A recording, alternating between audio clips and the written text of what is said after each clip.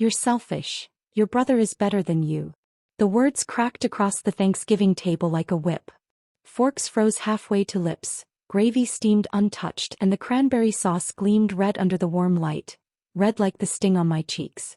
My father's voice was a hammer, his judgment the nail that pinned me in place for everyone to watch. Do you know what it feels like when your own family makes you the villain at your own table? When laughter dies but no one stands up for you. When the same blood that runs through you turns colder than strangers. Hi everyone. My name is Marielle, I'm 28 years old, and that night, under the weight of turkey and tradition, I learned what betrayal really tastes like. It's not just bitter. It's humiliating. My father didn't just compare me to my brother. He worshipped him, held him up like a golden trophy while I was cast as the dust collecting on the shelf. My brother smirked down at his plate, pretending not to enjoy it, but his lips curled. And my mother? She busied herself with the stuffing, as though if she kept her hands moving, maybe she wouldn't have to feel the sting of what was said. The room was heavy with silence after his words. I felt the heat rise in my chest, that sharp ache of old wounds being ripped open again. I thought of every dollar I had sent my brother for his rent. Every time I said yes when my parents asked me to cover his mistakes. Every time I sacrificed my own peace, my own future, just to keep the family balanced. And yet here I was being told I was selfish. I didn't raise my voice. I didn't cry. I simply set my fork down, folded my napkin and smiled. A small, sharp smile that cut through the quiet. Good, I said softly, my eyes locked on my father's. Then I'm done paying his rent. The air shifted.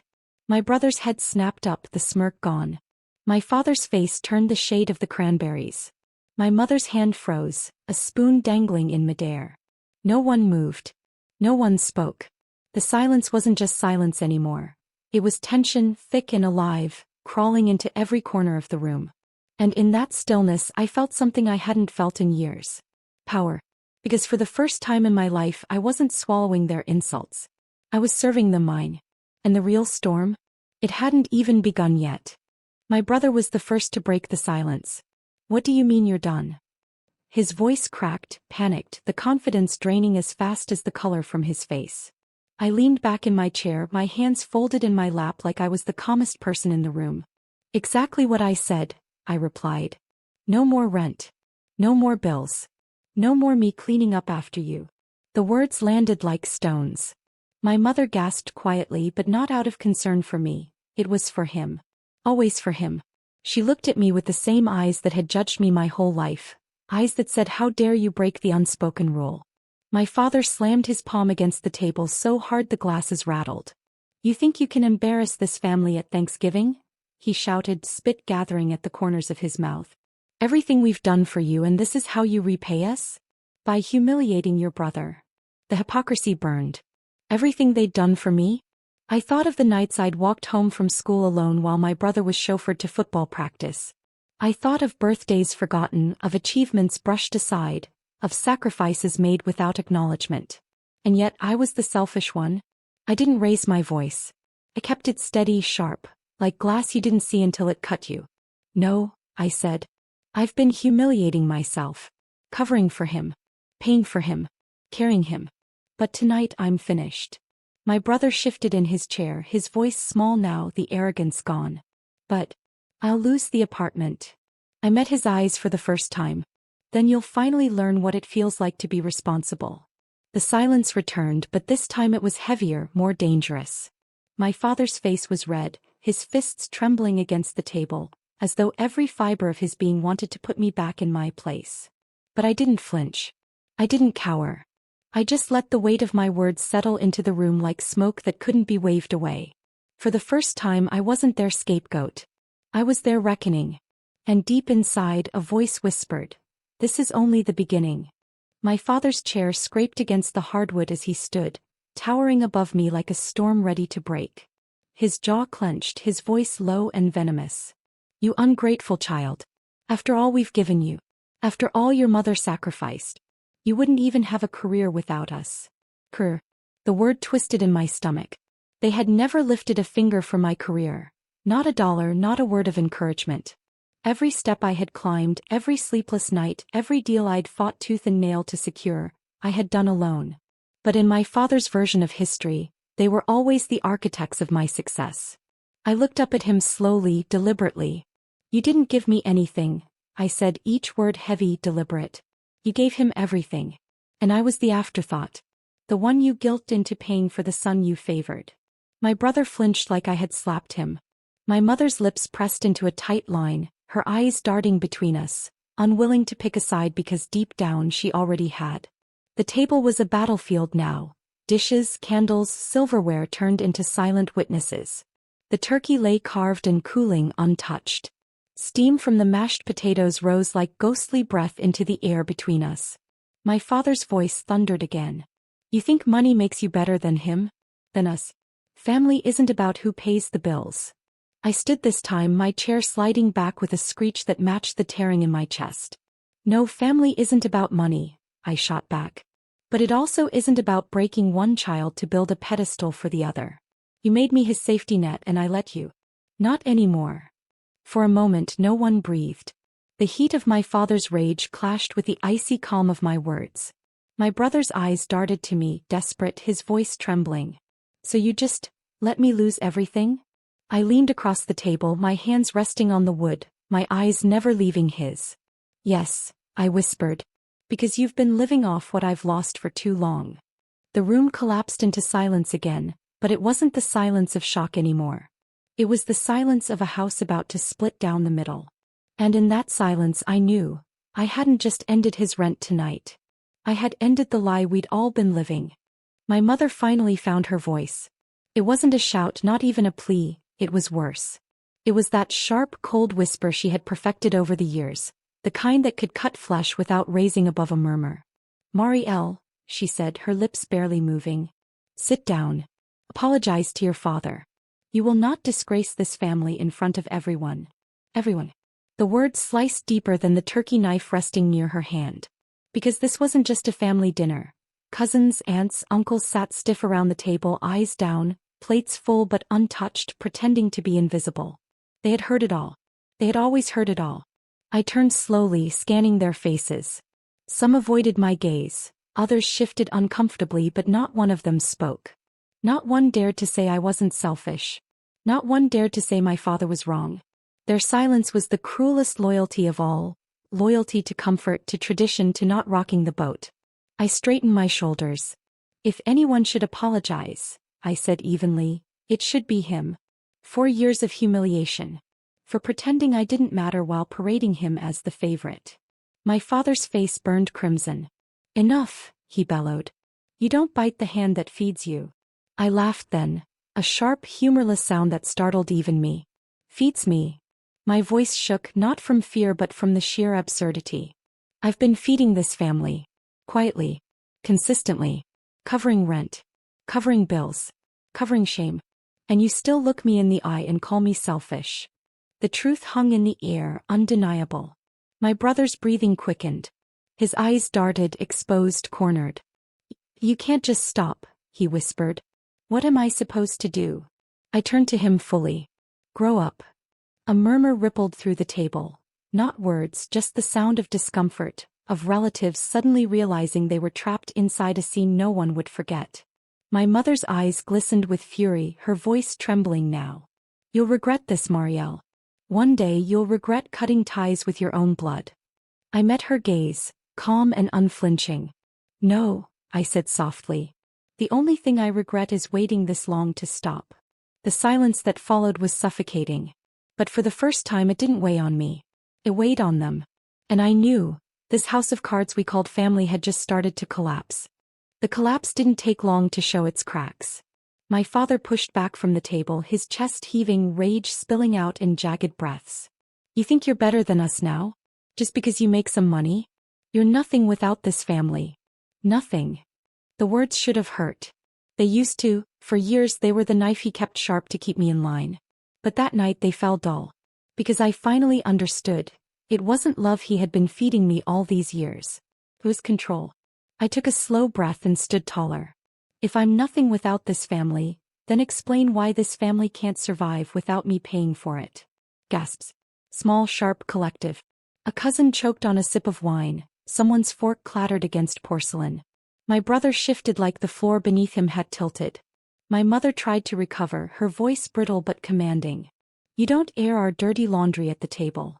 I tilted my head. Then maybe you should have thought twice before hanging it on my shoulders. My father's hand trembled as he jabbed a finger toward me. You will sit down. You will shut your mouth. And you will keep paying for your brother until he gets on his feet. That was it. The mask slipped. It was never about love. It was never about fairness. It was about obedience. I was the mule carrying the golden sun on my back, and they expected me to do it forever. I pushed my chair all the way in, the sound echoing like a gavel in the tense room.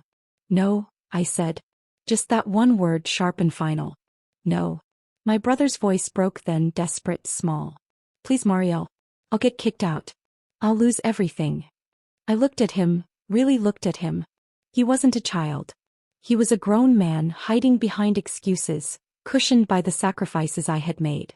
And for the first time I saw him not as my brother, but as the weight that had been drowning me. You won't lose everything, I told him. You'll finally lose me. The silence shattered then, my father shouting, my mother gasping, relatives murmuring, but through it all I felt only one thing. Freedom. Because that night I realized, walking away wasn't the betrayal. Staying had been. The shouting didn't stop. It roared, it clawed, it twisted through the dining room like smoke you couldn't escape. My father's voice was a storm, booming, violent. You walk out that door, Marielle, and you are no daughter of mine. Don't come back begging when life chews you up. But his words no longer struck like lightning. They fizzled, empty thunder in a sky I no longer stood under. I reached for my coat draped over the chair, sliding it on with deliberate calm. Every movement felt cinematic, as if time had slowed just to watch me reclaim myself. My hands didn't tremble. My voice didn't crack. I've never begged you for anything, I said, my gaze steady. I've only ever paid. And tonight I'm done paying. The table was chaos now. Relatives whispering, shifting in their seats, some pretending to fuss with their food as if that could hide the spectacle unraveling before them. But I could see it in their eyes. Shock, maybe even admiration, though none of them dared to speak it aloud. My brother lunged halfway across the table, his voice breaking. Marielle, please. I can't do this without you. Don't do this to me. For years those words would have anchored me. For years I would have folded, carried him again. But that night I saw the truth. It was never without me, it was always on me. I steadied my breath, then spoke slowly, each word clear enough to carve into memory. You'll have to learn. Just like I did. Alone. My mother's eyes filled with something sharp. Not sorrow, not shame, but fury disguised as grief. One day you'll understand, she whispered. And you'll regret this. I slipped my arms into my coat, my movements fluid, unhurried. No, I said, my hand resting on the doorknob. One day you'll understand. And by then, it'll be too late. The door creaked as I pulled it open. Cold November air rushed in, scattering the warmth of roasted turkey and apple pie, chilling the room behind me. The sound of their voices dulled as I stepped onto the porch, but their silence, their stunned, wounded silence, followed me like a shadow. I didn't just leave the house that night. I left the role they had written for me. And for the first time in my life the air tasted like freedom. The cold air bit at my skin as I walked down the driveway, but it felt cleaner than the suffocating warmth I'd left behind. My heels clicked against the pavement, each step a drumbeat of finality. Behind me, muffled voices rose in panic. My brother's desperate pleas, my father's rage, my mother's bitter hisses, but they no longer chained me. Their noise was fading, replaced by something stronger. Silence. The kind of silence that holds power. I slid into my car, the leather seat icy against my palms, and for a moment I just sat there. My reflection stared back from the darkened window, eyes red-rimmed but fierce, lips trembling but curved into the faintest smile. I wasn't broken. I was free. My phone buzzed on the passenger seat. Message after message. Missed calls stacking like cards ready to topple. My brother, don't do this please. My mother, you'll regret humiliating us. My father, ungrateful brat, you're cut off. Cut off. The words almost made me laugh.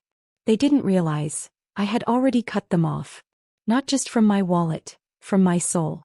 I drove home that night through streets lined with golden leaves and glowing street lamps, each one flickering like a reminder. You survived them. You survived the wait. And now you finally get to live. But freedom carries its own silence. Lying in bed later, the quiet pressed heavy on my chest. Old habits tried to creep in, guilt, fear, the instinct to make it right. I almost reached for the phone. Almost. Instead, I whispered into the darkness, "No more." The words didn't echo. They sank deep, rooting into me like steel. Because the truth was, I hadn't just left dinner. I had detonated the foundation of my family's power. For years they had depended on me, fed off me, used me. And now, without me, their walls would crumble. I imagined them back at that table, faces pale, the golden sun finally exposed as hollow. The rent unpaid. The safety net gone. The silence louder than any lecture. And for once, the burden wasn't mine. It was theirs. The next morning my phone buzzed again. Dozens of missed calls, unread messages.